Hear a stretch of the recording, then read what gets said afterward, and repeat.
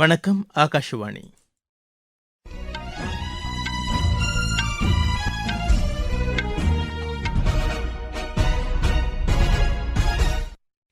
செய்திகள் வாசிப்பவர் முகமது. தலைப்புச் செய்திகள்: தகவல் தொழில்நுட்ப நிறுவனங்கள் செயற்கை நுண்ணறிவு தொழில்நுட்பம் அடிப்படையிலான சேவைகளை வழங்க முன்வர வேண்டும் என்று மத்திய அமைச்சர் திரு அஸ்வினி வைஷ்ணவ் வலியுறுத்தியுள்ளார். சாதி மத பாகுபாடின்றி அனைத்து தரப்பு மக்களின் மேம்பாட்டை கருத்தில் கொண்டு அரசு செயல்பட்டு வருவதாக மத்திய அமைச்சர் திரு கிரண் ரிஜிஜு தெரிவித்துள்ளார். வியட்நாமில் நேரிட்ட படகு விபத்து குறித்து முழுமையான விசாரணைக்கு உத்தரவிடப்பட்டுள்ளதாக அந்நாட்டு பிரதமர் திரு லீ மின் ஹூங் தெரிவித்துள்ளார். அசாம், மேகாலயா, சிக்கிம், பீகார் மாநிலங்களில் இன்று கனமுதல் அதிகனமழைக்கு வாய்ப்புள்ளதாக வானிலை மையம் தெரிவித்துள்ளது. உலகக்கோப்பை வில்வித்தை போட்டியில் இந்தியாவின் பிரத்திகா பிரதீப் வெண்கலப் பதக்கம் வென்றார். இனி விரிவான செய்திகள். இந்திய தகவல் தொழில்நுட்ப நிறுவனங்கள் செயற்கை நுண்ணறிவு தொழில்நுட்பம் அடிப்படையிலான சேவைகளை வழங்க முன்வர வேண்டும் என்று அத்துறைக்கான அமைச்சர் திரு அஸ்வினி வைஷ்ணவ் வலியுறுத்தியுள்ளார். ஹைதராபாத்தில் நடைபெற்ற நிகழ்ச்சியில் பேசிய அவர், நாட்டின் செயற்கை நுண்ணறிவு, செமி கண்டக்டர் மற்றும் மின்னணு சாதன உற்பத்தியில் ஹைதராபாத் முக்கிய பங்காற்றி வருவதாக குறிப்பிட்டார். வளர்ச்சியடைந்த இந்தியாவிற்கான இலக்குகளை எட்டுவதற்கு செயற்கை நுண்ணறிவு, செமி கண்டக்டர், மின்னணு சாதன உற்பத்தி மற்றும் நவீன உட்கட்டமைப்பு மேம்பாடு ஆகியவை இன்றியமையாதது என்று கூறினார். நாட்டின் எதிர்கால வளர்ச்சிக்கு தேவையான பணியாளர்களை உருவாக்கும் வகையில் செயற்கை நுண்ணறிவு தொடர்பான பாடத்திட்டங்கள் ஏற்கனவே வடிவமைக்கப்பட்டுள்ளதாக அவர் தெரிவித்தார்.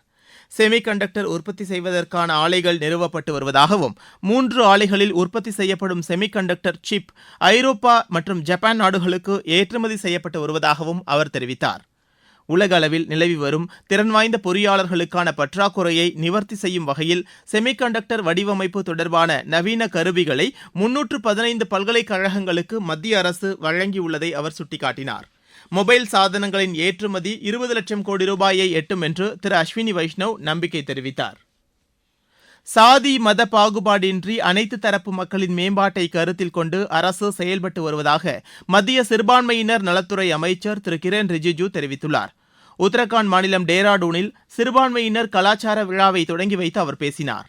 நாட்டின் வளமான கலாச்சாரத்தை பாதுகாப்பதுடன் நீடித்த வாழ்வாதார வாய்ப்புகளை உருவாக்கும் நோக்கில் நடவடிக்கைகள் மேற்கொள்ளப்பட்டு வருவதாக அவர் கூறினார். கல்வி, திறன் மேம்பாடு, தொழில் முனைவு, சந்தை வாய்ப்பு உருவாக்கம் போன்ற நடவடிக்கைகள் மூலம் சிறுபான்மையினர் மக்களின் சமூக பொருளாதார மேம்பாட்டிற்கான நடவடிக்கைகள் மேற்கொள்ளப்பட்டு வருவதை அவர் சுட்டிக்காட்டினார். நாடு முழுவதும் உள்ள கைவினை கலைஞர்களுக்கு வாழ்வாதார மேம்பாட்டை உறுதி செய்வதற்கான நடவடிக்கைகளிலும் அரசு கவனம் செலுத்தி வருவதாக திரு கிரண் ரிஜிஜு தெரிவித்தார். குஜராத் மாநிலம் அகமதாபாத்தில் 405 கோடி ரூபாய் மதிப்பிலான பல்வேறு வளர்ச்சித் திட்டப் பணிகளுக்கு உள்துறை அமைச்சர் திரு அமித் ஷா இன்று அடிக்கல் நாட்டுகிறார்.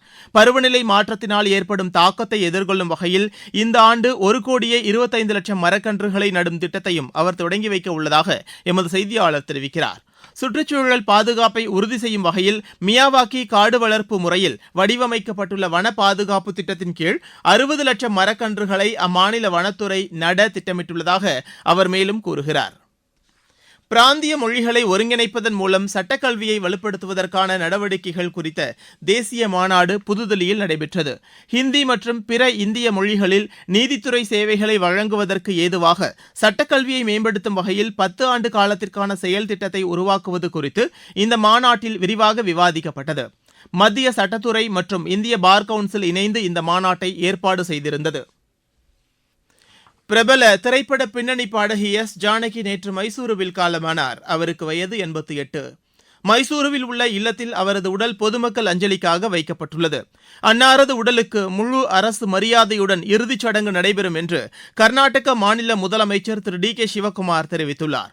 17 மொழிகளில் 48,000த்திற்கும் அதிகமான திரைப்பட பாடல்களை பாடி ரசிகர்கள் மனதில் நீங்காத இடம் பிடித்துள்ளார். 4 தேசிய விருதுகள், 33 மாநில விருதுகள் அவருக்கு வழங்கப்பட்டுள்ளது. அவரது மறைவிற்கு பல்வேறு அரசியல் தலைவர்கள், திரைப்பட துறையினர் உள்ளிட்டோர் இரங்கல் தெரிவித்துள்ளனர். நீங்கள் கேட்டுக்கொண்டிருப்பது ஆகாஷ்வாணியின் செய்தி அறிக்கை. ஊரக வளர்ச்சிக்கான புதிய அத்தியாயம். வளர்ச்சியடைந்த இந்தியாவிற்கான ஊரக வேலைவாய்ப்பு உறுதி மற்றும் வாழ்வாதார சட்டம் செயல்பாட்டிற்கு வந்துள்ளது. இந்த சட்டம் வருடத்திற்கு 125 நாட்கள் வேலையை உறுதி செய்கிறது. இதில் வாரந்தோறும் ஊதியம் வழங்கப்படுவது கட்டாயமாக்கப்பட்டுள்ளது. நாள்தோறும் குறைந்தபட்சம் 300 ரூபாய் ஊதியத்தை இந்த சட்டம் உறுதி செய்கிறது.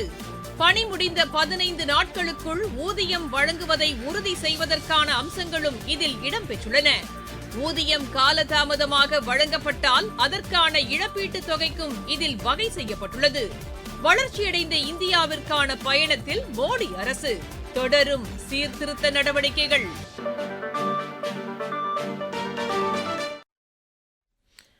வியட்நாமில் நேரிட்ட படகு விபத்து குறித்து முழுமையான விசாரணைக்கு உத்தரவிடப்பட்டுள்ளதாக அந்நாட்டு பிரதமர் திரு லே மென் ஹூன் தெரிவித்துள்ளார்.